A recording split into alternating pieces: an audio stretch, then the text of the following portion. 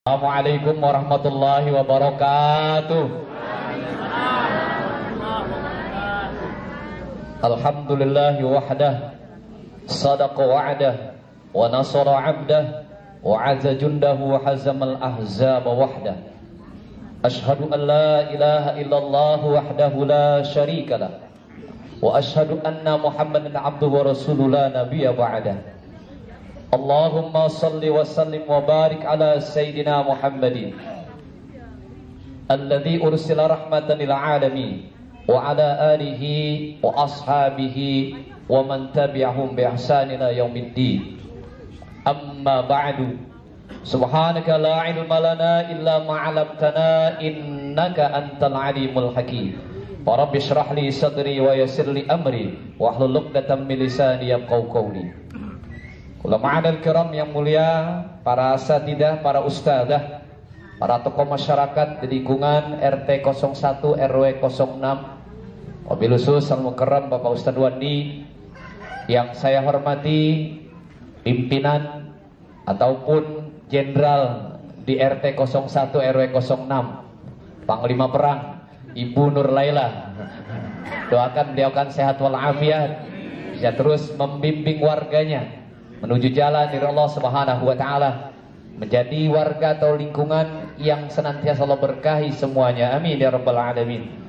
Ketua DKM Musalla Al-Ikhlas Bapak Haji Taufik, sahabat saya Pak Budiarto, para ustazah yang hadir juga utusan dari Ketua RW 06 Ibu Udar ya.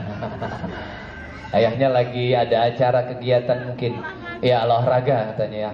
Bapak-bapak, ibu-ibu warga RT 01 RW 06 yang semoga kita semua hari ini panas-panasnya kita, kalau nanti kita tahu betul dalilnya bahwa ketika di padang mahsyar matahari akan sangat dekat jaraknya dengan kita, digambarkan tidak kurang dari 1 jengkal 1 hasta dengan kita. Saat itu tidak ada lagi naungan, yaumun la dhillun ila dhilluh.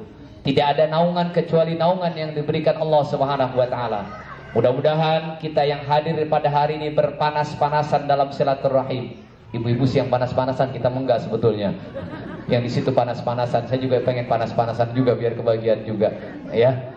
Yaumun la dhillun ila dhilluh. Kalau hari ini tersengat cahaya matahari, insyaallah nanti di padang mahsyar kita semua akan mendapatkan naungan dari Allah Subhanahu wa taala. Amin ya rabbal alamin. Kita tidak akan merasakan bagaimana sengatan matahari yang luar biasa yang berada di atas kepala kita. Kita tidak akan merasakan bagaimana orang-orang yang meminum keringatnya sendiri lantaran terendam oleh dosa atau maksiat yang dia lakukan selama hidup di dunia.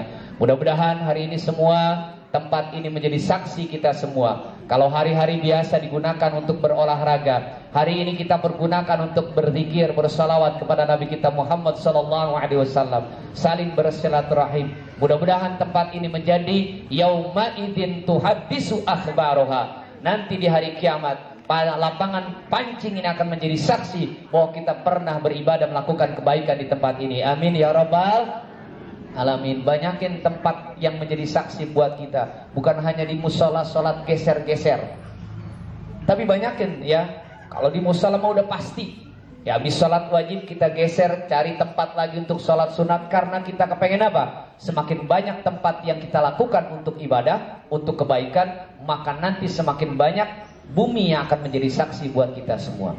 Tapi ingat sebaliknya, di mana bumi kita lakukan untuk perbuatan maksiat, di pojok sana, pojok sini, ya di tempat sana, di tempat sini, dia pun akan menjadi saksi bahwa orang tersebut melakukan perbuatan yang dilarang Allah Subhanahu wa taala. Semoga Allah melindungi kita semua. Amin ya rabbal alamin.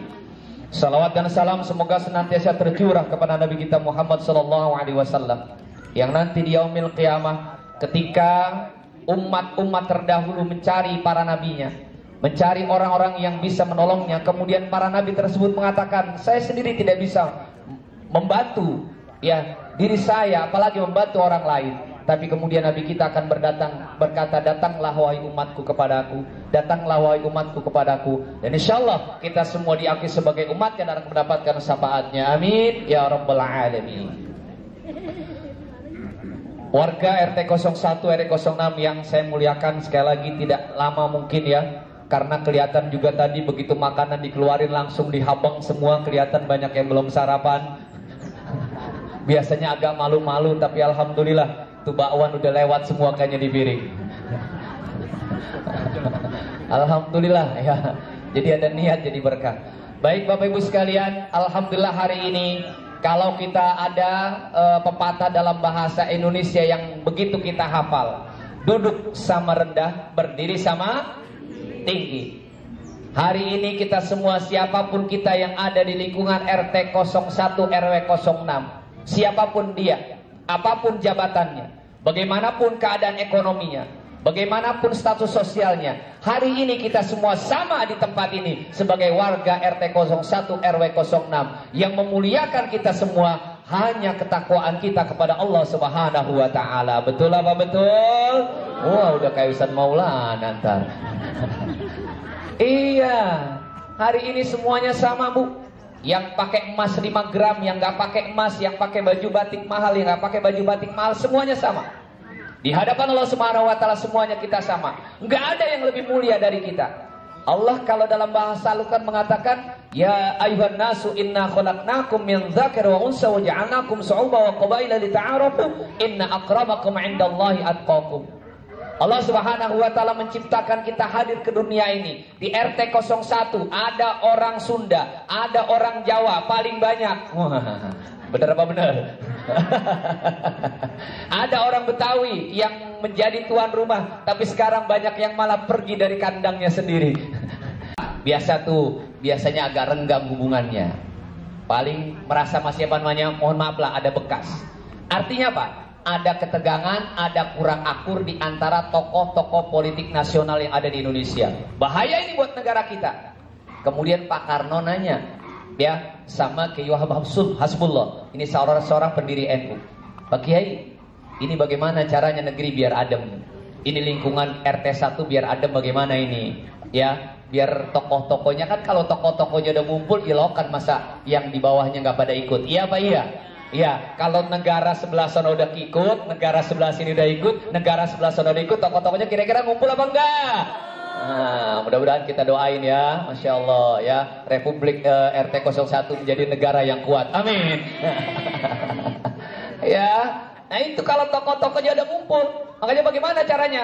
Kalau silaturahim udah biasa, oh iya, kata Kiai Wahab ada momennya. Ini kan bulan Ramadan habis kemerdekaan. Terus bagaimana kalau nanti lebaran kita kumpulin silaturahim? Acaranya apa namanya Pak Kiai? Kan benci sama orang itu haram. Marah sama orang itu haram.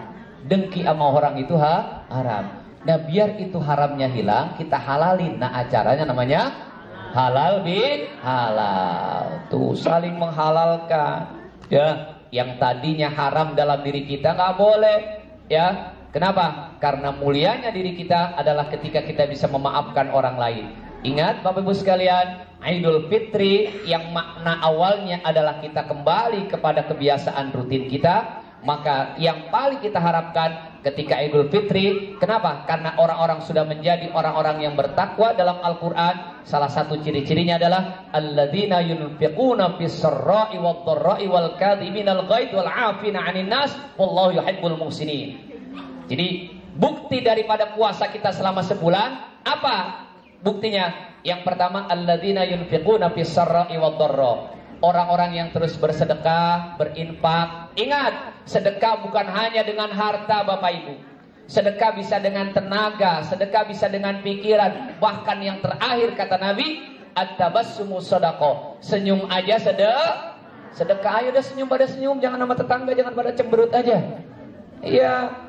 Itu udah sedekah. Sampai gitu. Makanya yang pertama itu, alladzina yunfiquna fis-sarri wad-dharri wal kadhiminal ghaidz. Yang kedua, al-kadhiminal ghaidz. Apa al-kadhiminal ghaidz? Orang-orang yang mampu menahan amarah. Masya Allah.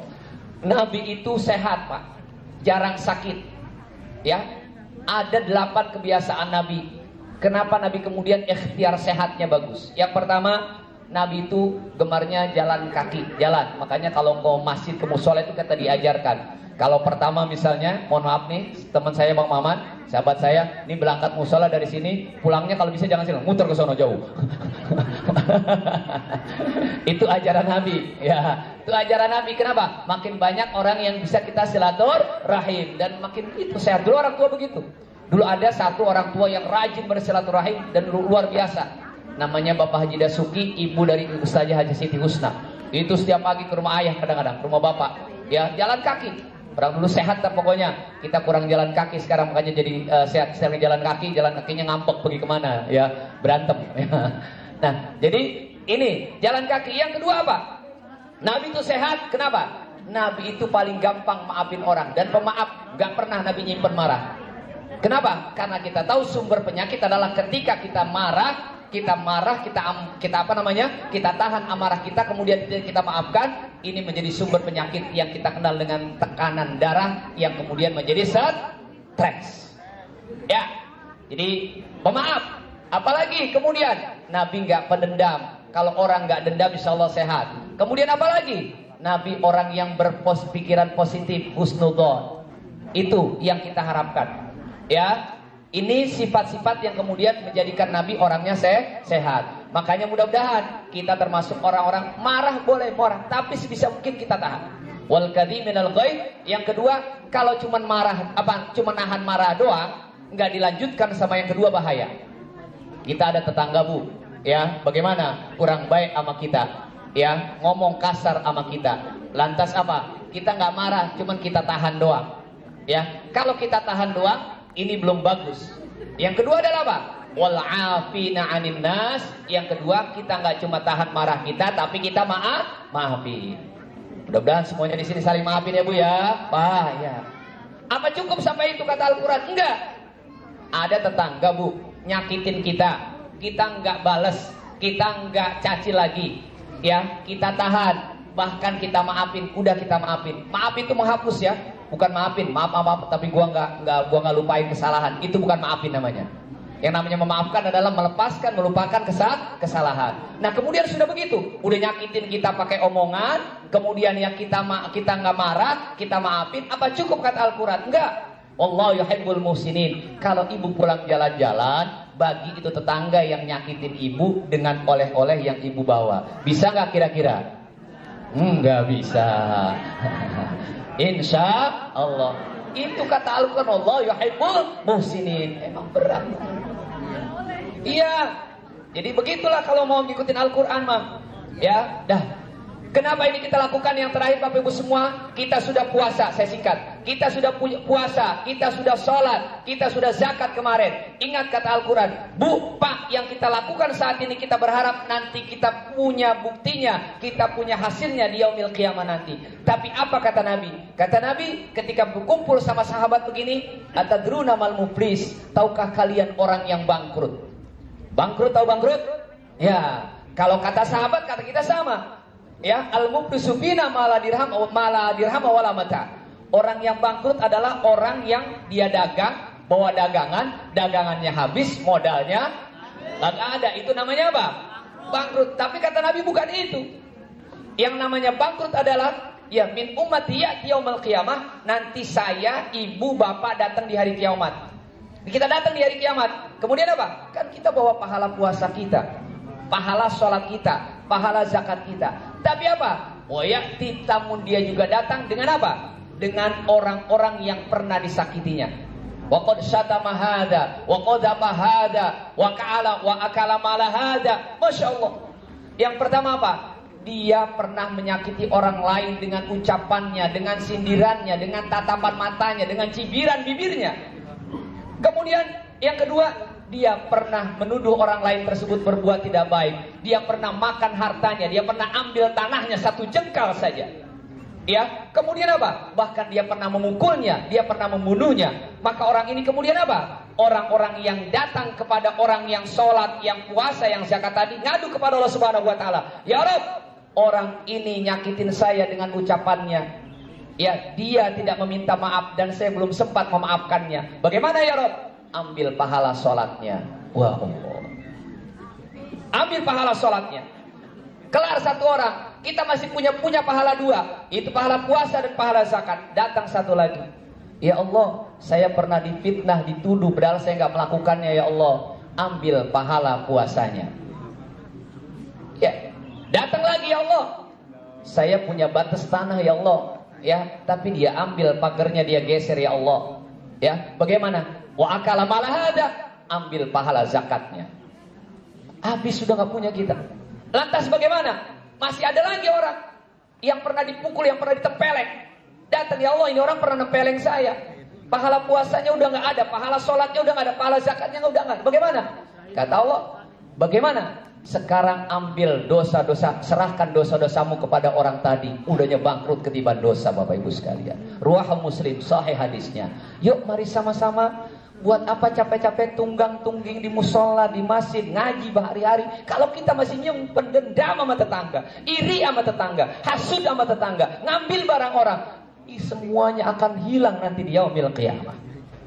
Ya, oleh karena itu kesempatan halal bihalal kita diberikan kesempatan yang luas. Saya katakan, andai kata Allah menghukum kita karena kesalahan kita, pasti sudah tidak ada manusia di muka bumi ini. Kita diberi kesempatan hidup lantaran apa? Lantaran kita dikasih kesempatan untuk bertaubat, untuk koreksi diri, untuk muhasabah, agar nanti kita kembali kepada Allah Subhanahu wa taala. Dosa-dosa kita sudah diampuni oleh Allah Subhanahu wa taala.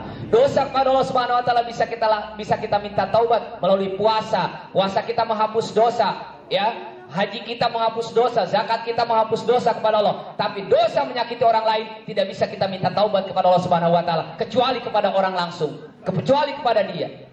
Nggak bisa. Nggak bisa. Saya pernah ngutang, saya pernah marah sama Pak Budi, saya maki-maki Pak Budi, kemudian apa? Saya nggak minta maaf, saya sholat setiap hari, saya ya Allah, saya sedekah, nggak bisa. Nggak bisa.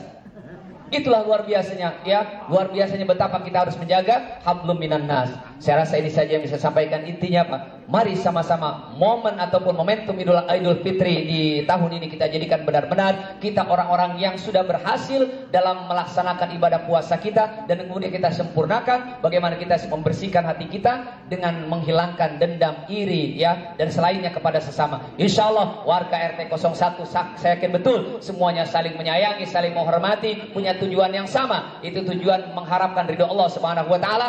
Tujuan besarnya adalah semuanya sukses dunia, sukses akhirat bersama keluarga kita semua. Amin ya rabbal alamin. Mohon maaf, Assalamualaikum warahmatullahi wabarakatuh.